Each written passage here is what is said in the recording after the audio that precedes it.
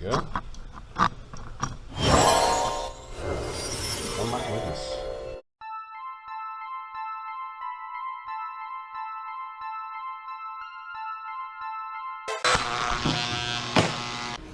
Oh. Okay, ladies and gentlemen, welcome back to the Big Top. This is going to be the new motor I'm building for my bike. It's just bolted together. It's actually kind of blingy. I wanted a motor for my bike that looked, you know, kind of period, because it looks kind of old, vintage, whatever. I'm not going for the board track racer stuff or anything like that. You know, anything like that. But what I'm going to do with this is it's jug stock. The only thing I'm going to do is profile this to the intake. There's a little line around it. And the jug's going to be bone stock. And that's going to be it. That's going to go. But I was so, when I did this piece, and then I realized whenever I bolted on the chain tensioner that it's going to cover that up. So I said, oh no, I can't have that. Absolutely not. So I actually welded pieces on here to bolt the chain tensioner and the spring on, because that's how ridiculous I become sometimes. So, but anyway, and I have to admit that all these bikes I see on different people's channels and what have you, they're all part of individualism. And you make the bike the way you like it. Little Evil makes his the way he wants to. Elliot Hubbard makes it the way he wants to. Johnny Motorbikes makes the way he wants to. Hughes Motorbikes. And I can't think of all of them. James, and I'm sorry, James, I am going to barbarize your last name. I'm sure Pacone, I think James Pacone, he makes his bike the way he wants to. And they all look great. They're all about individualism. If I was to mess the cases up, 30, 40 bucks. You know, that's what's so cool about this particular, I don't know if you go sport or obsession, whatever. So it's all about individualism. But, oh, and something else I want to by y'all. I don't want to keep coming back to the RC boat thing, but what we used to do in the RC boats pistons, at the very top right here, this very top part, we would take 10 thousandths off of it, because the motors were 26 cc, upwards of 6 horsepower and 18 to 19,000 RPMs. And we used to take 10 thousandths off of this, because this is a part that's going to get heated up. This particular part. Now I polish this one up, and that's going to go in this one. This would heat up and expand and start stripping the chrome off, because that's really the only part of the piston that does heat, because you got the air fuel mixture going in up under the piston and keeping it cool. So what I did here, and we're going to go ahead and zero this out. There we go, 0. So the question I'm asking is if anybody has ever done this. So we got 1/845. So I put it on the lathe, and we got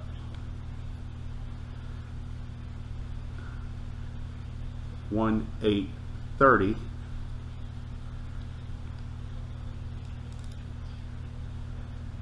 One 845. So I took 15 thousandths off of this. It's not going to make any difference in the rings, because they're going to seat. But in the RC boats, and I hate to keep coming back to that, I really do, this would expand and start stripping chrome off. So that's what I did with this piston. But that's not what this video is about. This video is about this knocker back here. the YD100. Did a lot of very, and I'm not going to use the word cutting edge or anything like that, just did a lot of wild stuff to it. The motor has never been pulled down. Almost 400 miles on it, figuring the hours I have on it, the speed it runs, and that's kind of how I figured that. It's got over 300 miles, close to 400. I want to take it out the bike and I want to pull it down. I want to see what's happened, because those were 300 plus lean miles. The thing has run lean the whole time. It's ran good. You can see in the video, the past video I did with the group ride, that was absolutely fun right there, by the way. I could outran any of them at any time, and both of those are 36-mile-an-hour bikes, and the only reason I was lagging behind them is to video them. And that man had a wonderful time. He really did. And we're going to fix his. I got the rim, I got the spokes right there, I got waiting on the hub and a huge single speed freewheel, and we're going to do him a brake system and put a 36 tooth sprocket on it, because I think it's got like a 24/28 on it, which is ridiculous, but that guy just messed up like that. But anyway, I digress. We're going to pull this motor out and we're going to check it, because it's a running bike. It runs good. I rode it today actually, and but you can tell it's lean. It needs more juice. It needs more gas, and that pipe and stuff was made for a smaller motor like this. Now in this particular motor, I'm going completely stock. I'm not touching this. I'm not touching this. This is going on there. This is going to come off. Something else is going on there, because I don't like this. But other than that, all the bearings are going to be changed. By the way, I had no idea. Nobody ever told me. And I'm a newbie at this. I'll be the first to admit. That the tool you use to get the gear and the sprocket off is the same tool you use to get the clutch apart to change bearings. I didn't know that. Thank you, YD100, for that video you just posted. That was the only one that I could find, because I've been looking, that said that. So anyway, now that that's said and done, we're fixing to take it down. We're going to see what it looks like on the inside. So let's clear this stuff off of here. Nice. Let's get some tools out on the table. Nice. We got tools. Let's get started.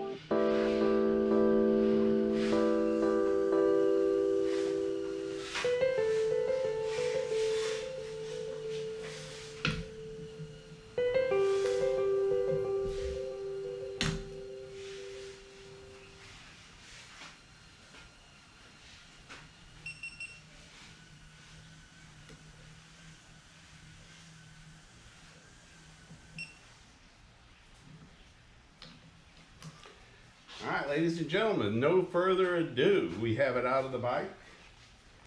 We're going to pull the head for the first time. Now, I am going to tell y'all that the head was torqued down really, really hard.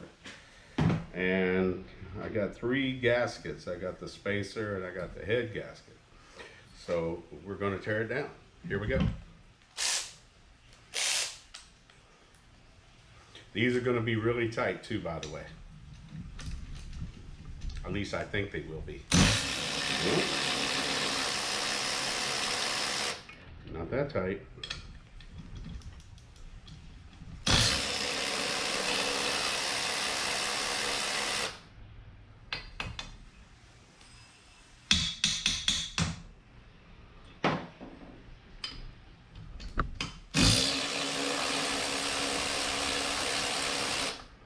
Well, it loosened up some.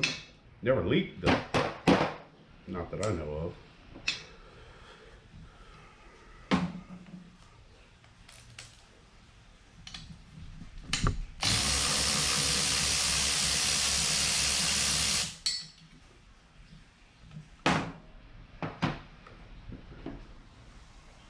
Find out where the head split is at. There we go. Oh my goodness. Wow. I am shocked. That is clean. That is 400 miles on this. Yes, indeed. Okay. Oops. All the washers and everything. And that's what the head looks like. Wow. That's clean. I like that. Okay. Let's pull the jug off because I want to check the bearings. Because I use these hybrid ceramics, and this is going to be hard to come off of here.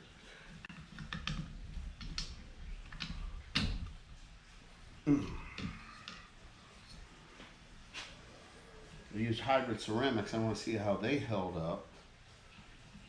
I don't know. This thing to get this thing broke loose. Oh, that's clean. That's real clean. That's incredibly clean, actually. Y'all gonna definitely call me a liar on this one.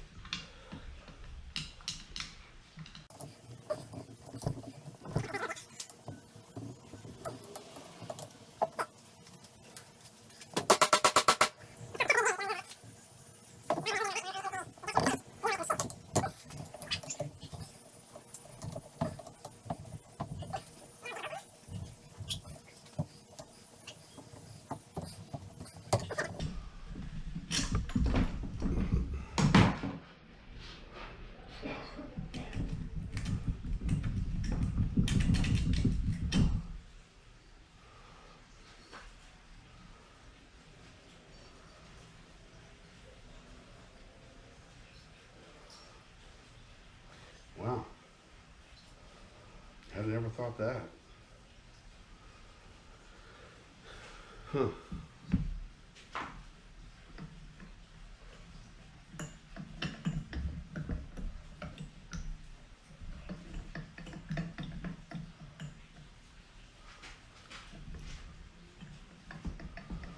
the bearings feel good.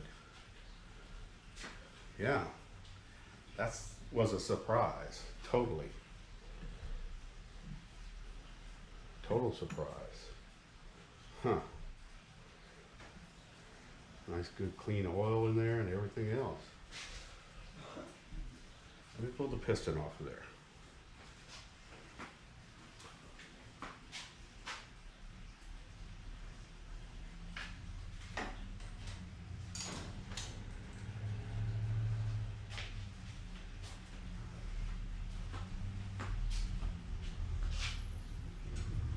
Seeing as how it's going to go back with the new Weisco keeper, I'm not going to feel bad about doing what I'm fixing to do here.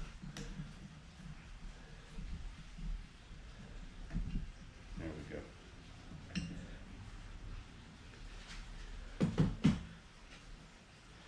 Nice and oily. Everything looks good.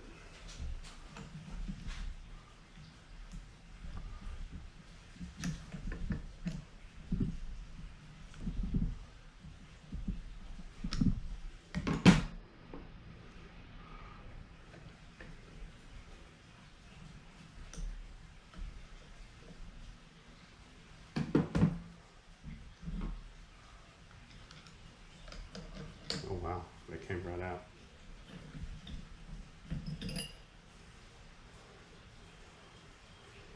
That piston looks brand new. That's wild.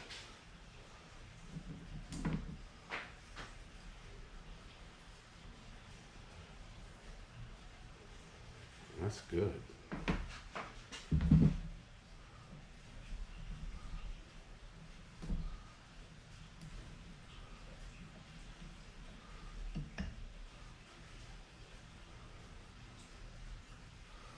That's good too.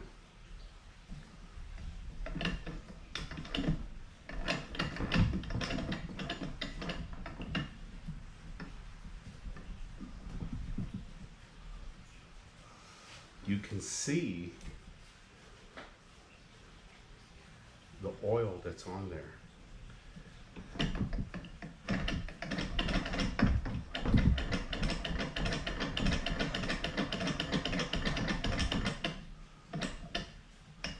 Yeah, there's oil all over that. I'm totally shocked about that. I am very happy, but just totally shocked. Even the spark plug looks good in there. And I figured I would open this thing up and there'd be all kinds of carbon and there'd be all kinds of stuff and what have you, but there's really nothing on the plug or anything, nothing on the piston. Wow, that was very surprising. Now, what I want to talk about is this top right here. The only wear you see on this piston, and what I said earlier about taking that 10 to 15 thousandths off, the only wear you see is right here at the top where it expands. Now, looking at the jug, it looks pretty rough, guys. I'm gonna slap this thing together. You can see a little bit more wear up here than down there. I mean, you're gonna have, when it expands, it wears everywhere, but man, that's cool. That's really cool. So I'm kind of surprised myself on this one. All right, guys, we tore it down, and I was pleasantly surprised. I really was. I thought this thing would be carboned up and everything. I've abused this engine, literally. I'm wiping it clean with a paper towel. Little spot of carbon right here. But that pretty much wiped off. That's ridiculous. That's almost 400 miles on this thing. Wow. Cool. It worked. That's how much profiling I had to do to the head, the original top of the cylinder, which was a lot. I had to spin it in a lathe. There's a center point right there that I spun it with and cleaned all this out. Not perfectly by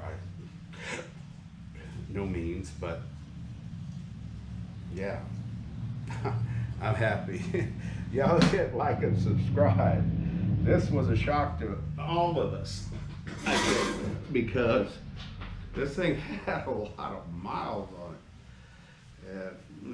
I mean, as far as any engine I ever had, it had a lot of miles. I mean, I wiped the piston clean with a paper towel. Now it's got a little bit of rubbing right here, a little bit of hitting something right on the top of the piston. And let me look at the head here. Very minor. It looks like it might be that little bad spot right there. I don't know, but that's pretty wild. And trust me, please trust me, that I did not open this motor up prior to this. You saw the opening of it. I figured we would see a hellstorm, but no, we didn't. And it's clean. But I do have to say that I do run VP fuel 40 to 1 I get it from Tractor Supply, and this is no plug for them. This is the fuel I run exclusively. I buy it by the gallon or the 5 gallon. It's 40-to-1 mixed VP fuel with their full synthetic, and that might have something to do with it. I don't know. I'm gonna put this motor back together because it's going in another bike, but I wanted to see how it fared, and it fared well, very well. So y'all hit like and subscribe. We're gonna be putting a new motor together, putting this in. We're gonna be building a new bike that's gonna be complete custom. And I'm still kind of dumbfounded by this. I just, because when I pulled that guy's, the guys in the last video, when I pulled his motor down, the whole top of the cylinder was